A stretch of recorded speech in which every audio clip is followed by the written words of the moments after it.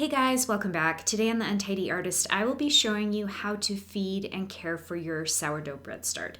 This is a part of my Sourdough Bread Series. I have 3 other videos: how to make your bread, how to shape the dough, and how to bake the bread. And I will put links to all of those below in the description of the video, as well as some other helpful information and some links to some other videos that I found to be super helpful on YouTube. So that will all be in the description of the video. So I'm going to go over how I feed and store my starts, and also how I make a new start so I can share it with friends and family. So I have 2 different starts. One of the tips I got that I thought was awesome is to name your start. Because you're more likely to take care of it. And I promise, after having this in my fridge for almost a month before I actually really started making bread, once I named it, I was more likely to make sure that it was healthy and happy and taken care of. So this is Frank. This is my first start. I got this from my mother-in-law, and it's healthy and happy. You can see the bubbles inside of it, and you can definitely smell the sour fermented part of our start. So I actually just used this start to make bread. What I have left in the jar is what was left over. And what I'm going to do is take all of it out except about 2 tablespoons, and I'm going to put it in another container. Now you can store the extra sourdough start in a separate container in your fridge to use in other recipes. I wouldn't leave it in there for more than a few days. I do have some super yummy recipes that you can use the extra sourdough start for. I will list those below in the video, in the description. So I just put this in a container, a separate container in my fridge, and then I have, for example, a recipe for a buttermilk sourdough coffee cake that's delicious, and I will use the extra start for that.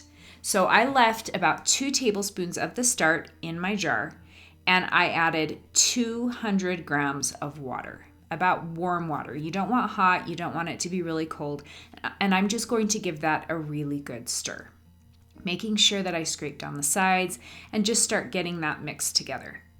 Then I'm going to put the jar back on my scale, and I'm going to measure in 200 grams of flour. And then I'm going to grab my spoon and once again give it a good stir. And you want to make sure that you're scraping all the way to the bottom of the jar. You don't want any clumps of dry flour at the bottom. You want it to all start to mix together so that you can't see clumps of flour anywhere in it, and you also can't see big sections that have a lot of the water. So you just want it to start to blend together. So I do most of this with my spoon, and once I get it pretty much stirred together, I'm going to grab my spatula and I'm going to scrape the sides down on the inside so I can see my start and I can see it as it's growing. I just kind of clean up the insides and press the start down. Now, the reason it has an elastic band on it is you put the elastic band right around the start after you've fed it, so you can see when it's doubled inside. So you can see my elastic is right at the bottom there, or right where the start ends. And so I can watch my start to see when it doubles. Now I'm going to grab my lid. I'm going to put the lid back on it. Don't put it on too tight. If you do, too much air and pressure builds up inside and you can have a crazy mess. I just close mine, not super, super tight. And then I'm going to leave it somewhere warm, just on my counter, until it has doubled in size. And it usually takes about 3 to 4 hours. Now, to make a new start, this is what we're going to do. I'm going to grab a spoon, and I'm going to take out about 2 tablespoons of my start. So this is Stella. This start was named after my grandma Davis because she always had bread when we went to her house when I was little, and I wanted to name one after her. So I've got about 2 tablespoons of my start in this jar. Now I'm going to add 200 grams of water. Once again, this is warm water. I'm going to give it a good stir, and then I'm going to add 200 grams of flour. Now I like using this funnel. It makes my life a lot easier because I have a knack of getting flour all over the counter. And so this just helps it not be quite as messy, but you don't have to use a funnel. You can just measure straight into the jar. You'll notice these are the exact same steps we did when we fed our other start. So to create a new one, you're just going to take a few tablespoons of your healthy start, put it in another jar, add 200 grams of warm water, 200 grams of flour, give it a really good stir, scrape down the sides on the inside so you can see when it doubles, and then add an elastic band. So this is a start that I'm giving a friend.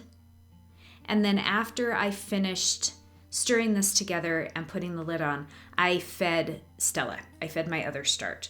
So all three of my starts are now ready to sit on the counter and double in size. So putting my lid on, grabbing an elastic and putting it down so I can see when it doubles. And I use different colored elastics so I can tell which start it is. And this is what we have. So we're just going to wait for that to double in size. Now, once it has doubled in size, you're going to put it in your fridge. If you don't, it'll keep growing and it will be all over your counter when you wake up in the morning. So here's, on the left, I have my brand new start I'm giving a friend. On the right, I have Stella, my healthy start that I'm keeping. So this is after it's been sitting on the counter for about 4 hours. And you can see it's got some nice healthy bubbles inside. One test you can do to see if your start is healthy is to get a bowl of water and take a spoonful of the start and drop it into the water. And if it sinks all the way to the bottom and just stays there, then your start isn't healthy. But if it floats at the top, you're good to go. So here we have my 3 starts. I keep these in my fridge. I actually make bread often enough that I don't have to worry about feeding my start because I'm always using them. But if you only make bread once a week or a couple times a month, what you'll want to do is make sure that at least once a week you're feeding your start. Even like once or twice a week, feed it. Save the extra sourdough start. You can use it in different recipes. If you don't have a sourdough start and you want to start making sourdough bread, I would reach out to friends, family, see if anyone has a start that you can get a start from. Or there are ways that you can actually make your own starts. And I haven't ever tried it. If you have, please let me know how it went. I'd love to know. And that's it, guys. So this was how to take care of and feed your start. The other videos in this series are how to make sourdough bread, how to shape it, and how to bake it. So thanks for watching, guys, and stay tuned for my next video.